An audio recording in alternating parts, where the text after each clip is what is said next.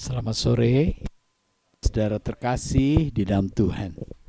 Kita jangan terkejut ya, lihat video itu. Minggu lalu mulai ada video, saya ikut Zoom. Waduh, ini kok ada video ngawur ini. Ternyata itu surprise ya, kejutan ya. Memang banyak hal yang mengejutkan sekarang ini ya. Dari ranah politik juga banyak hal-hal baru yang mengejutkan, bukan? Dan pada petang hari ini kita pun juga akan dikejutkan oleh satu pembelajaran yang kita mau sama-sama simak, sama-sama merenungkan. Ya, judulnya yaitu Akulah Kebangkitan dan Hidup. Berbicara tentang kebangkitan setelah kematian. Wow, ini berbicara sesuatu yang akan datang. Sesuatu di luar sana, di dunia yang lain. Ya, memang ini banyak kejutan-kejutan ya. Dari sebab itu, agar kita tidak terkejut, kita perlu mengikuti setiap perubahan dengan minta hikmat dan pimpinan Tuhan. Kalau kita renungkan, ketika Tuhan Yesus mengadakan mujizat yang pertama, itu di dalam satu suasana pesta pora, satu suasana pernikahan. Tetapi ketika Tuhan Yesus berbicara dan menyatakan diri, Akulah kebangkitan dan hidup, ini pelajaran yang Tuhan utarakan dalam satu suasana duka cita. Ya, ini yang perlu kita lihat. Bagaimana sikap dan respon Tuhan ketika ada di tengah-tengah pesta pora, dan bagaimana juga sikap dan respon Tuhan ketika dia ada di tengah-tengah dalam kedukacitaan, keluarga yang berduka cita. Nah, baiklah, di dalam sukacita kita bisa melihat kemuliaan Allah, dalam duka cita pun kita tetap dapat merasakan hadirat dan kemuliaan Allah. Inilah sukacita di dalam iman percaya kita kepada Yesus Kristus yang adalah juru selamat kita. Ya, puji syukur pada Tuhan.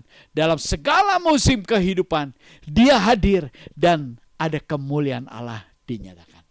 Baik dalam suka, baik dalam duka. Puji syukur kepada Tuhan. Kita akan lihat ya satu ayat pembuka yang merupakan bagian perikop dari judul perikopnya, yaitu Lazarus dibangkitkan. Ya, jadi ini ketika Tuhan Yesus berdialog dalam satu suasana duka cita, berdialog dengan kedua saudara yang kedua saudara Lazarus yang saat itu Lazarus sudah meninggal dunia. Ya, kita akan lihat di dalam Yohanes 11 ayatnya yang ke-24. Saya berikan judul di atas, Marta sekedar tahu lalu menjadi percaya. Dari tahu lalu menjadi percaya.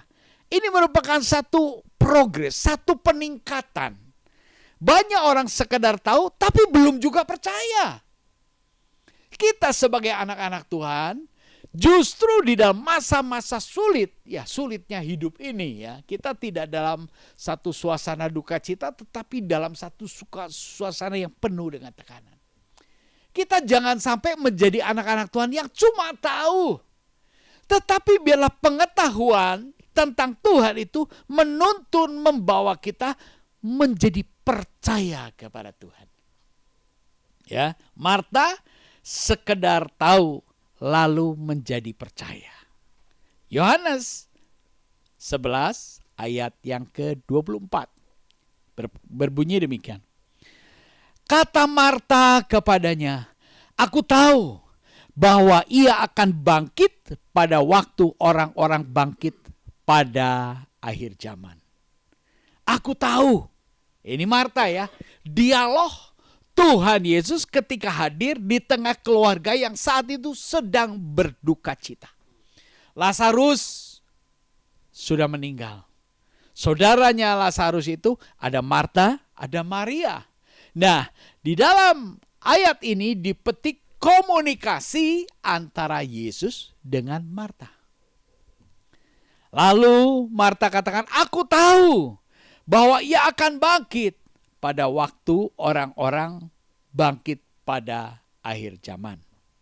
Ayat yang ke-25, Yohanes 11:25, jawab Yesus, akulah kebangkitan dan hidup. Barang siapa percaya kepadaku, ia akan hidup walaupun ia sudah mati. Ibu bapak saudara terkasih, Marta sedang bercakap-cakap dengan Yesus yang pribadinya adalah akulah kebangkitan dan hidup. Di tengah suasana duka cita itu ada hadir satu pribadi yang menyatakan diri, akulah kebangkitan dan hidup. Untuk penjelasannya, Tuhan Yesus juga memberikan penjelasan. Barang siapa percaya kepadaku, ia akan hidup walaupun ia sudah mati. Wow, ini satu pernyataan yang perlu dipikir, yang perlu direnungkan. Dan kalau kita direnungkan juga nggak bisa paham sama pemikiran kita. Tetapi kita perlu percaya akan apa yang Yesus nyatakan. Akulah kebangkitan dan hidup, barang siapa percaya kepadaku, ia akan hidup walaupun ia sudah mati. Pernyataan ia akan hidup walaupun ia sudah mati, ini perlu ditangkap dengan iman. Tanpa iman, gak bisa. Ini yang Tuhan Yesus ajarkan. Siapa yang percaya kepadaku, ia akan hidup walaupun ia sudah mati.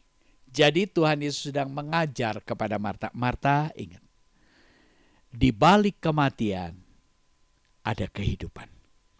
Di balik ketika kita harus meninggalkan dunia ini, ada kehidupan di kemudian hari. Dan hidup itu bersifat kekal. Ini pelajaran yang pertama yang Yesus sampaikan kepada Marta. Di dalam ayat yang ke-26, Yohanes 11:26, dan setiap orang yang hidup dan yang percaya kepadaku tidak akan mati selama-lamanya. Percayakah engkau akan hal ini? Nah, ini tantangan ya. Tuhan Yesus langsung menantang Marta. Setiap orang yang hidup dan yang percaya kepadaku, Lazarus mati, Marta masih hidup. Aku sedang ngomong dengan engkau yang masih hidup. Gitu kan ya? Setiap orang yang hidup dan percaya kepadaku, ia tidak akan mati selama-lamanya. Kalau Tuhan katakan ia tidak akan mati selama-lamanya, artinya Marta akan menghadapi kematian atau tidak? Akan mati atau tidak? Akan mati. Tapi tidak selama-lamanya. Ya. Ini kan, sebab Tuhan Yesus katakan ia tidak akan mati, titik. Kalau tidak akan mati ya, wah berarti hidup terus begitu kan ya. Tetapi Tuhan Yesus mengajar kepada Marta. Sekarang Lazarus sudah meninggal. Setiap manusia yang hidup ini pun akan meninggalkan dunia ini. Ia tidak akan mati selama-lamanya. Tetapi setelah meninggalkan dunia ini, setelah meninggalkan raga ini, kita akan masuk dalam kehidupan yang kekal. Ketika Tuhan Yesus ajarkan bagian ini, Tuhan Yesus menantang. Apakah engkau percaya akan hal itu? Percayakah engkau akan hal ini? Ini penegasannya. Tuhan Yesus meyakinkan, kamu percaya enggak? Kamu jangan cuma tahu. Yang penting kamu percaya. Bagaimana kita bisa percaya tanpa didasari pengetahuan? Juga tidak mungkin. Jadi level untuk kita bisa percaya itu mengerti, mengetahui siapa Yesus. Tetapi enggak cukup cuma tahu Yesus, kita perlu mengalami Yesus. Amin. Mengalami apa yang dia katakan. Terlalu mudah dan terlalu banyak orang pada level aku tahu Yesus. Aku sudah belajar teologi. Nih gelarku dalam kesarjanaan teologi. Aku punya gelar. Aku sudah tahu banyak. Tetapi ternyata pengetahuan itu nggak cukup. Perlu ditindaklanjuti dengan menghidupi apa yang kita tahu. Sampai pada tingkat kita percaya. Ini hal yang penting. Ini pelajaran yang Tuhan Yesus ajarkan kepada Marta di tengah dia mengalami satu kedukacitaan. Setelah Tuhan Yesus tanya, percayakah engkau akan hal itu? Jawaban spontan, ya. Yohanes 11 ayat 27. Jawab Marta, ya Tuhan, aku percaya bahwa engkaulah Mesias, anak Allah, dia yang akan datang ke dalam dunia. Ini jawaban daripada Marta. Betul kan ya? Karena dia pusing ditanya-tanya, ya enggak salah, kan ngomong aku percaya. Ya Tuhan, aku percaya bahwa engkaulah Mesias, anak Allah. Tetapi enggak titik di situ ya. Ditulis situ, dia yang akan datang ke dalam dunia. Kalau Marta bicara dia yang akan datang kepada dunia di hadapan Mesias anak Allah, ini benar atau enggak kalimat ini? Ya? Benar enggak? Enggak betul ya? Di mana enggak betulnya? Karena dia sudah datang kan? Dia yang ada di mata kita kan? Di depan mata. Ini artinya tumpang tindih kepercayaan yang didasari dengan ketidakpahaman. Percaya tapi nggak percaya ini. Ya Tuhan, aku percaya bahwa engkaulah Mesias, anak Allah. Mestinya titik. Tetapi dia lanjut. Dia yang akan datang ke dalam dunia. Berarti yang di hadapan dia itu Mesias, anak Allah atau bukan? Bukan. Karena dia katakan dia yang akan datang. Jadi artinya dia belum datang di dalam pemahaman Marta ini. Nah inilah yang terjadi. Dalam konteks Tuhan Yesus berbicara dengan Marta. Bagian ini kalau kita renungkan betapa pentingnya kita tuh mengerti apa yang kita sudah dengar dan kita menghidupi apa yang sudah kita dengar tentang Yesus.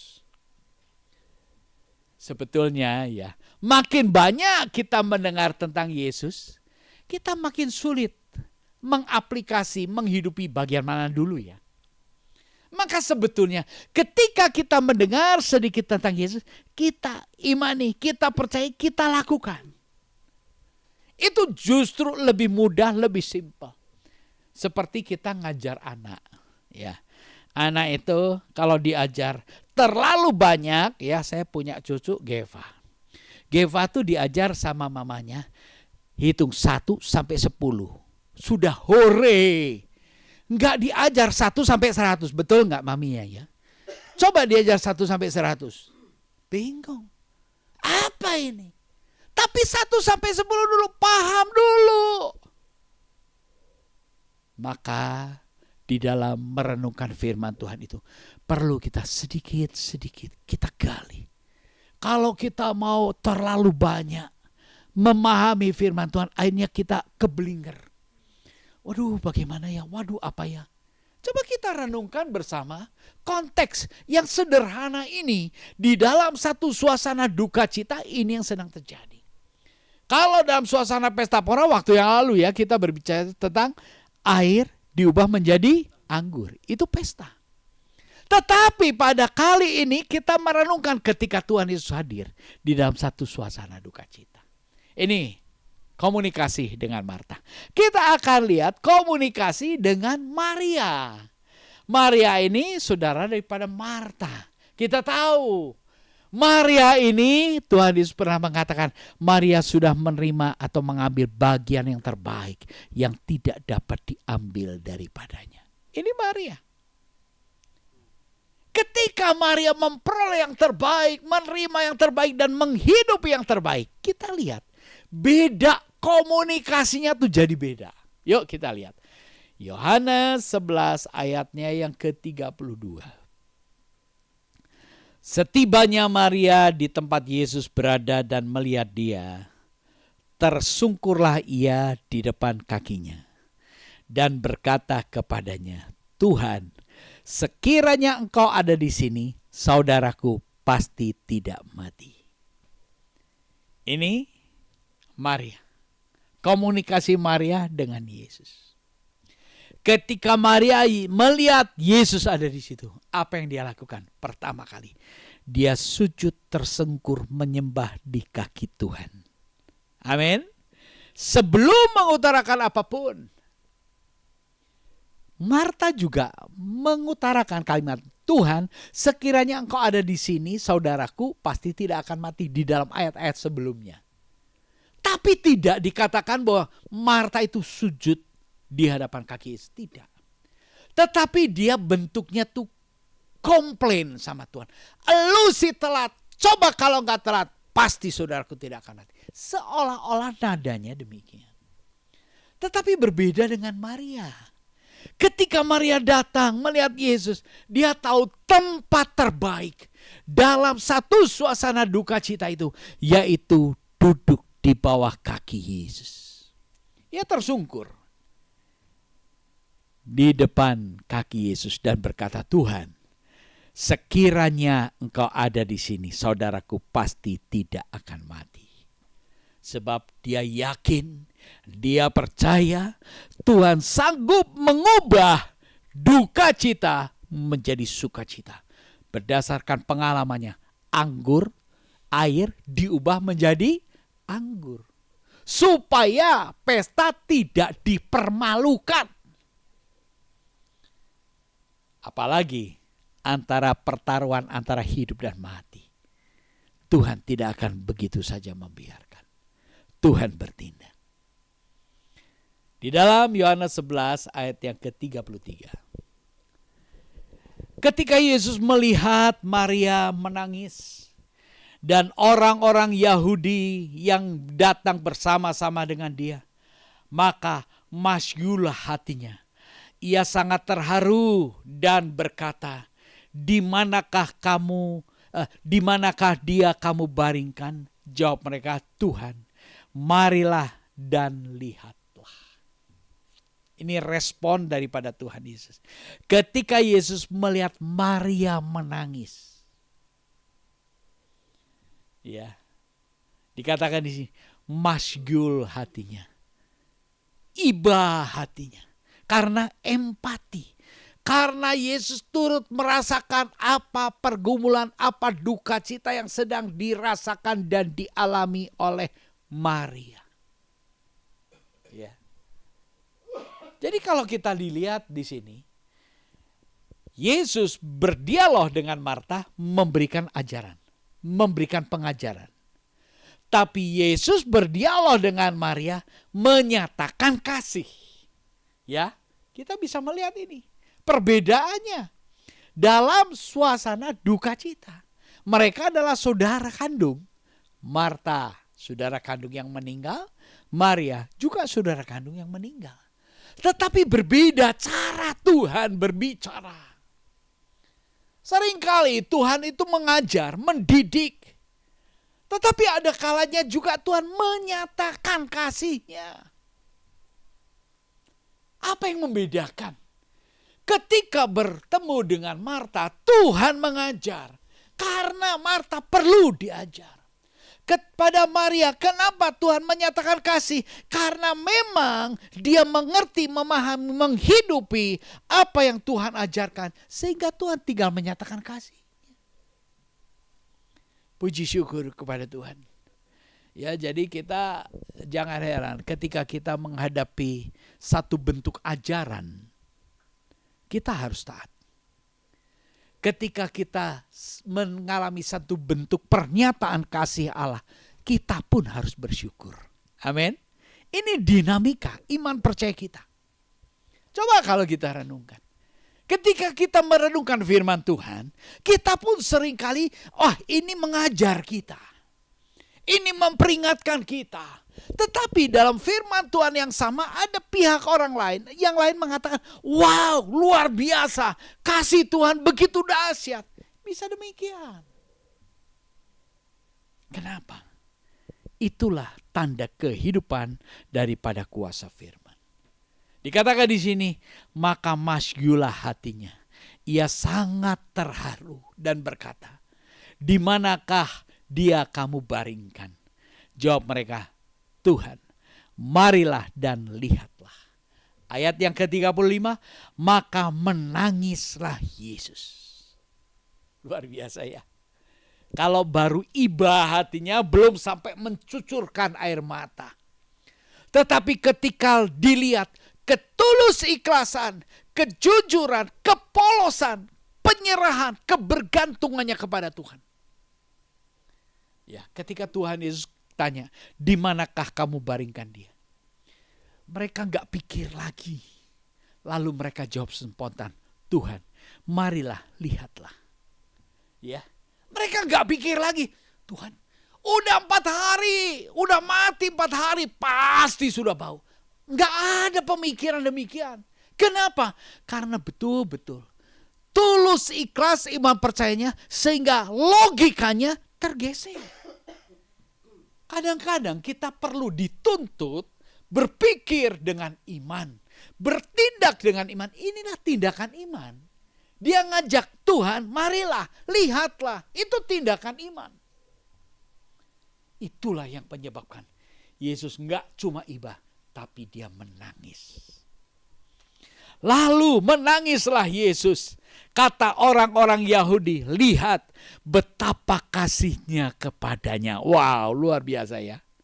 Orang-orang Yahudi yang melihat, waduh, ternyata Tuhan dengan Maria itu punya satu relasi intim yang begitu mendalam. Maria tidak mengatakan banyak, tetapi orang menyaksikan, ini orang dikasihi Tuhan. Amin.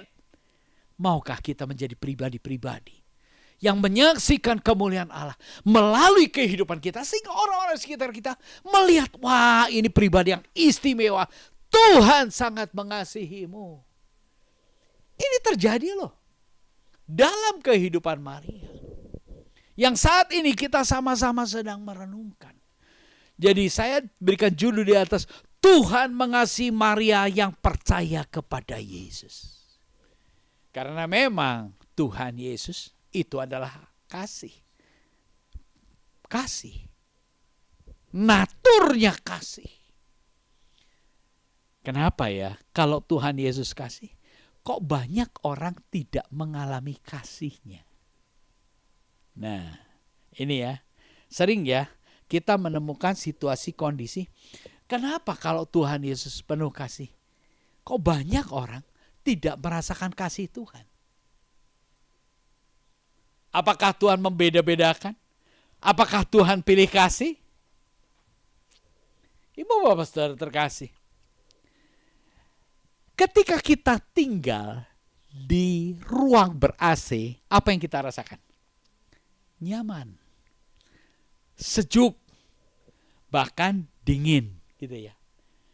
Tetapi ketika kita keluar dari ruang ber-AC, kita merasakan satu suhu yang lain. Nah, itulah yang membedakan. Bagaimana kita sebagai orang percaya dapat menikmati kasih Allah yang adalah kasih? Ya, kita harus tinggal intim, dekat dengan Allah.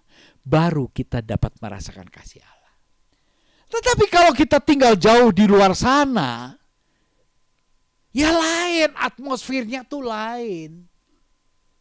Itulah sebabnya yang di sana itu bertanya-tanya, katanya Allah itu penuh kasih, tapi mana kasihnya? Ya karena mereka tinggal jauh. Tetapi kalau kita yang dekat dengan Allah, sebagaimana Maria, tidak terlalu banyak yang dia utarakan, tetapi dia dapat merasakan kasih Allah. Puji syukur kepada Tuhan. Lalu kita akan melihat bahwa ketika Tuhan berbicara tentang akulah kebangkitan dan hidup, ini pelajaran yang sulit sekali. Ini pelajaran yang supaya bisa dipahami perlu alat peraganya, perlu prakteknya. Tuhan harus membuktikan bahwa aku ini kebangkitan dan hidup. Dia harus membuktikan satu bentuk ajaran dengan satu perilaku yang menunjang orang-orang yang mendengar pernyataan dirinya, akulah kebangkitan dan hidup. Dia harus buktikan bahwa dia sanggup membangkitkan. Amin. Ya ini. Kalau Tuhan tidak buktikan itu, orang omong kosong. Cuma omong doang, gak ada buktinya.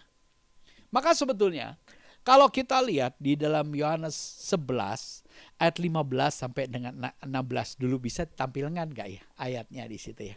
Saya nggak tuliskan di sini. Bisa nggak coba ditampilkan di sana ya? Nah, saya bisa baca di sini. Yohanes 11 ayat 15. 15 dulu, nanti kita 16. Oke, ya, 15 dan 16 ya. Tetapi syukur aku tidak hadir pada waktu itu. Sebab demikian lebih baik bagimu. Tujuannya supaya kamu dapat apa? Kamu dapat belajar percaya.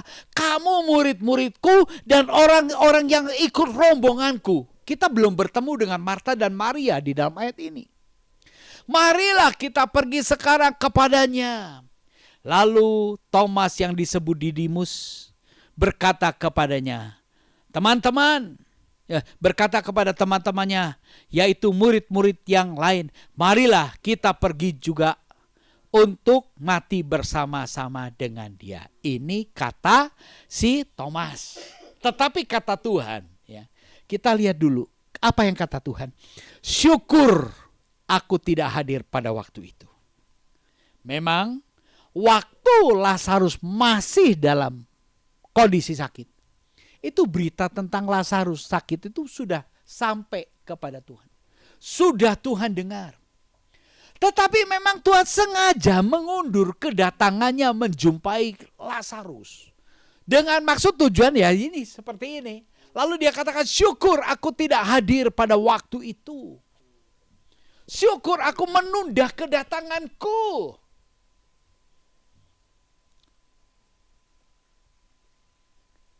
Ini satu kata syukur. Ini perlu kita pahami. Seringkali kalau kita pikir, cepat dong Tuhan. Kalau tolong tuh jangan lama-lama. Cepat-cepat dong. Tetapi Tuhan punya waktu. Waktu Tuhan adalah waktu yang terbaik. Syukur aku tidak hadir pada waktu itu. Sebab dengan demikian lebih baik bagimu. Lebih baik bagimu. Bagi murid-murid. Juga bagi Marta dan juga Maria. Supaya kamu dapat belajar percaya. Menanti waktunya Tuhan itu perkara proses yang mau tidak mau dilalui untuk kita belajar. Khususnya pada tema petang hari ini. Belajar tentang Yesus adalah kebangkitan dan hidup. Ini tidak mudah. Menjabarkan ini tidak mudah. Dan bagian ini nggak mudah, jarang. Kalau Yesus menyembuhkan, Yesus berbuat anggur jadi air jadi anggur dan lain sebagainya. Itu banyak diberitakan. Tetapi untuk berbicara tentang ini adalah satu pembelajaran yang begitu istimewa. Perlu alat peraganya, yaitu apa? Lazarus mati dulu. Gitu kan? Ini menjadi alat peraganya. Tetapi kalau kita lihat di dalam ayat yang ke-16 ya, dikatakan di sini 16 tadi. Lalu Thomas yang disebut Didimus berkata kepada teman-temannya, yaitu murid-murid yang lain. Katanya, marilah kita pergi juga untuk apa? Bersama-sama dengan. Ini kalimat sinis. Ini kalimat ejekan. Kita tahu bukan Thomas. Thomas itu orang yang penuh dengan keraguan. Memang Tuhan dalam peristiwa ini belum mati di kayu salib. Tetapi kita bisa buktikan Thomas ini orang yang penuh dengan keraguan. Setelah Tuhan mati dan bangkit, sebelum aku mencucukkan jari tanganku ke lubang bekas pakunya, aku tidak akan percaya. Itu Thomas ya. Ingat ya. Nah ini Thomas ini ya memang begini, ini modelnya. Dari 12 murid ada satu murid yang seperti ngeyelnya seperti Thomas. Jadi kita belajar, Ibu Bapak Saudara terkasih, orang yang dekat dengan Yesus pun tidak dijamin 100% bahwa dia percaya dan hidup dalam iman. Ada model Thomas. Lalu kita juga temukan Yudas yang korup, yang nyolong. Ya, itu orang dekat dengan Tuhan, tapi korup. Ada Yudas Iskariot. Maka Thomas ini kalimatnya begini, marilah kita pergi juga untuk mati bersama-sama dengan dia, bersama-sama dengan Yesus. Karena tempatnya Lazarus tinggal itu tidak jauh dari Yerusalem. Bisa mengerti? Ini ada kelompok-kelompok. Katanya pengikut Kristus, tapi ada yang model imannya demikian. Maukah kita tetap tinggal dalam iman Thomas? Tentu kita tuh ingin bertumbuh. Tentu kita ingin akan mendalam di dalam Tuhan. Makanya untuk mendalam di dalam Tuhan itu perlu satu pengorbanan, satu komitmen, satu keseriusan untuk mau belajar. Kembali kita ke slide saya. Di dalam slide yang ketiga ya, keempat ya. Tuhan datang ke kubur Lazarus. Nah ini ya. Di dalam Yohanes 11 ayat 39 kata Yesus, angkat batu itu. Marta saudara orang yang meninggal itu berkata kepadanya, Tuhan, ia sudah berbau sebab sudah 4 hari mati. Respon daripada siapa? Marta atau Maria ini? Marta. Ini nih responnya begini nih. Kalau cuma tahu tidak mengimani. Nah ini responnya begini. Ketika Tuhan mau bertindak, Tuhan mau menyatakan kuasa kemuliaannya, Tuhan memerintahkan angkat batu itu. Respon daripada Marta, saudara yang meninggal itu berkata, Tuhan, ia sudah bau. Sudah 4 hari mati. Masuk logika ya. Orang kalau sudah 4 hari mati sudah bau. Betul gak? Itu logika. Dan memang Marta ini, maka sebab itu tadi dikatakan, percayakah engkau akan hal ini? Aku percaya Tuhan, engkau Mesias anak Allah, dia yang akan datang. Percaya karena terpaksa daripada ditanya-tanya terus, ya sudahlah, manggut-manggut aja aku percaya. Ya sering kan kita pun menghadapi orang, ya percaya gak? Percaya, yakin gak? Yakin. Tapi ketika menghadapi badai, ketika menghadapi tekanan, mana citra, mana iman percayanya? Sama sekali tidak ada. Ini Marta. Ketika Tuhan mau menyelesaikan masalah, Marta malah komplain. Tuhan, ia sudah bau, sudah 4 hari ia mati. Tuhan tahu nggak sih kalau Lazarus 4 hari itu bau, sudah mati bau? Tuhan tahu nggak? Tuhan lebih tahu dari Marta. Tetapi karena Marta sok tahu gitu kan ya. Nah inilah. Ini kehidupan orang yang tahu tapi tidak percaya. Orang yang tahu tapi tidak menghidupi firman. Seringkali kita diperhadapkan dengan orang-orang yang sok tahu. Nah, inilah. Ya, sehingga orang merasakan aku gak bertumbuh. Loh, bagaimana kita bisa bertumbuh kalau kita selalu jadi posisinya Thomas ya, posisinya Yudas Iskariot ya, posisinya seperti Marta, dekat dengan Tuhan, baik dengan Tuhan, tetapi tidak menghidupi firman. Nah inilah Marta. Apa Tuhan Yesus tegur pada dia? Yohanes 11 ayat yang ke-40. Jawab Yesus, bukankah sudah kukatakan kepadamu, jika engkau percaya, engkau akan melihat kemuliaan Allah? Bukankah aku sudah katakan kepadamu, akulah kebangkitan dan hidup.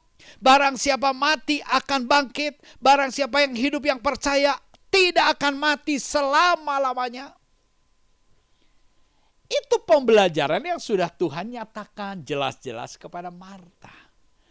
Tetapi ketika dia dapat pelajaran itu cuma masuk telinga kanan, keluar telinga kiri. Jadi tidak ada bekasnya. Maka tampak ketika Tuhan mau menolong, ketika Tuhan mau menyatakan kuasa mujizatnya, justru mata yang komplain dan seolah-olah menghalangi. Betul nggak? Ya kan, ini tindakan angkat batu itu. Tuhan suruh angkat batu itu. Yang komplain siapa? Marta. Maria mana? Diam. Maria yang menunjukkan, ini loh Tuhan ini. Dikubur di sini. Ketika Tuhan mau bertindak, Maria tidak lakukan apapun. Sebab dia mengerti kalau Tuhan bertindak pasti melakukan yang terbaik. Amin. Ya. Tapi yang komplain siapa? Yaitu Marta. Yaitu Marta. Sudah bau, ngapain? Lalu Tuhan tegur dia. Doa Yesus kepada Bapa. Ini yang Tuhan Yesus lakukan. Ya, lanjut di dalam 41 Yohanes 11 41. Maka mereka mengangkat batu itu. Lalu Yesus menengadah ke atas dan berkata, Bapa, aku mengucap syukur kepadamu karena engkau telah mendengarkan aku. Ini yang Tuhan Yesus lakukan. Ketika batu penutup kubur dibuka, ya, Tuhan melakukan. Apa yang Tuhan lakukan? Dia berdoa. Dia mengucap syukur kepada Bapa. Ini menunjukkan apa? Ini menunjukkan satu pola teladan yang harus kita ikuti. Teladan Kristus yang harus kita ikuti. Ketika kita mau mengalami dan melihat kemuliaan Allah, kita tidak boleh lepas untuk bergantung, berserah, menyembah Tuhan. Mengucap syukur kepada Tuhan. Tuhan bersyukur. Bapa, aku mengucap syukur kepadamu. Di tengah duka cita, ketika Yesus mau melakukan satu perbuatan ajaibnya, pertama yang dia panjatkan adalah mengucap syukur. Karena engkau telah mendengarkan aku. Slide berikutnya, di dalam ayat yang ke-42, Yohanes 11:42, aku tahu bahwa engkau selalu mendengarkan aku. Tetapi oleh karena orang banyak yang berdiri di sini mengelilingi aku mengatakannya. Supaya mereka percaya bahwa engkaulah yang telah mengutus aku. Engkaulah yang telah mengutus aku. Ini hari-hari ini juga kan belum lama ini diperdebatkan. Tuhan Yesus itu bukan Allah. Tuhan Yesus itu utusan. Kan itu rame itu. Tuhan Yesus itu bukan juru selamat. Yang juru selamat itu Allah. Itu kan jadi rame.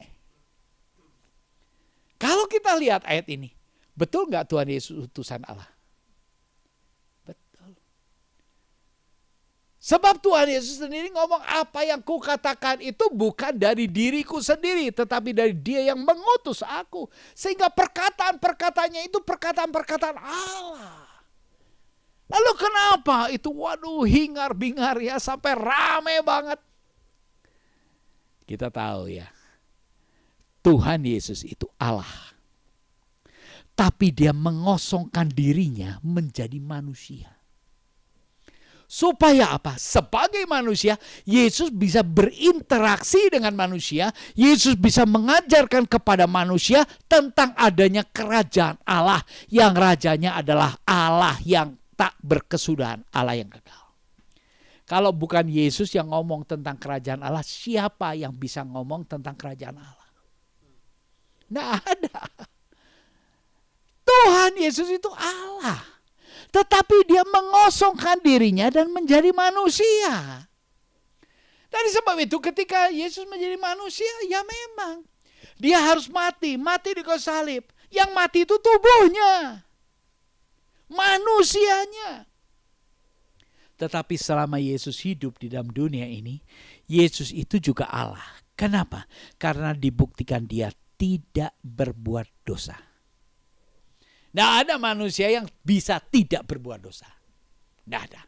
Hanya satu Yesus adalah manusia yang tidak berbuat dosa, menunjukkan pribadi dia adalah setara dengan Allah.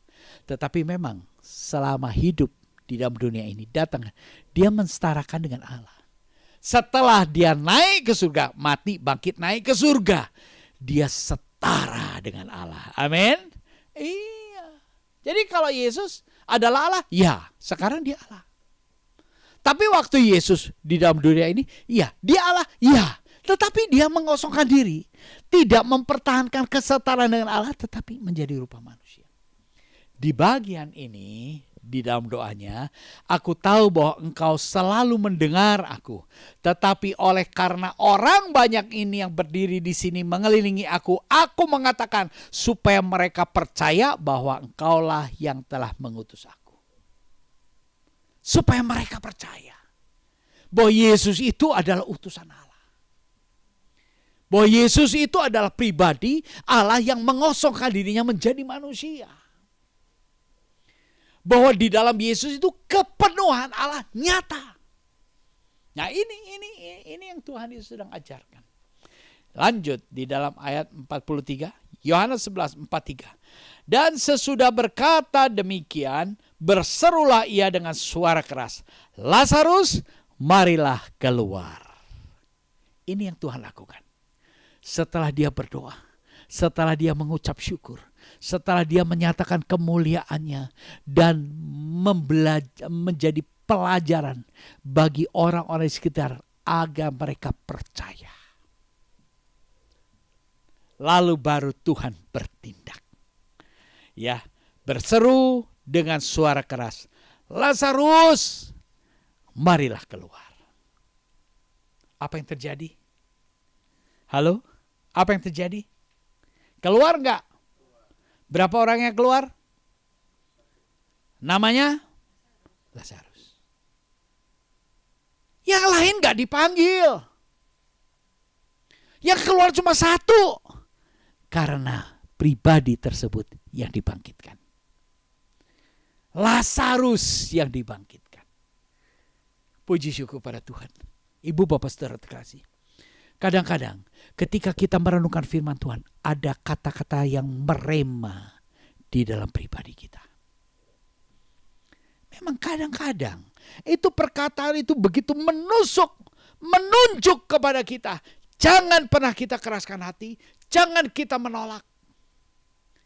Lazarus dipanggil oleh Tuhan. Lazarus, marilah keluar.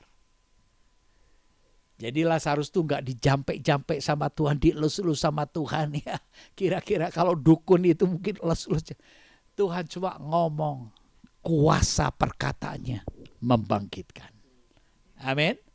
Nah disinilah orang-orang semua menjadi percaya di dalam ayat yang ke-44. Orang yang telah mati itu datang keluar. 4 hari mati, bukan mati suri. 4 hari mati bangkit.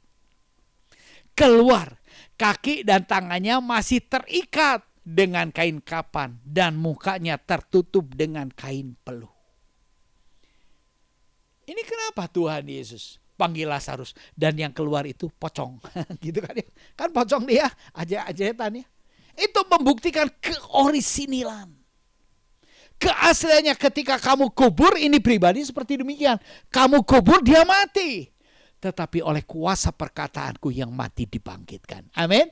Nah inilah bukti Tuhan Yesus mengajarkan kepada Marta, Maria, kepada murid-murid lain. Dan juga kepada kita semua. Kita yakin Yesus itulah kebangkitan dan hidup. Dia sanggup menghidupkan sesuatu yang sudah mati. Ya. Jadi artinya ketika kita meninggalkan dunia ini, kita mati secara fisik kita. Tetapi roh dan jiwa kita hidup dalam kekekalan.